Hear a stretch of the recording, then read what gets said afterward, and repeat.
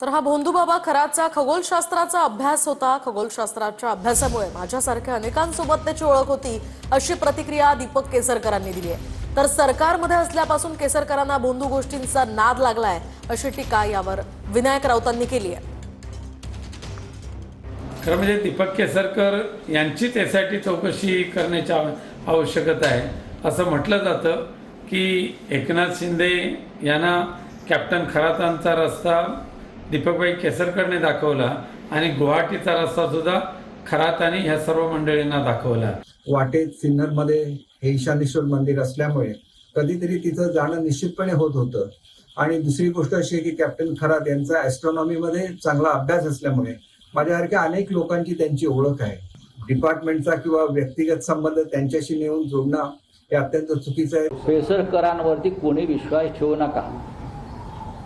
केसरकर हा सावंतवाडीचा डोमकावळा आहे। महाराष्ट्राच्या सरकारमध्ये असल्यापासून त्यांना या गोष्टीचा नाद आहे।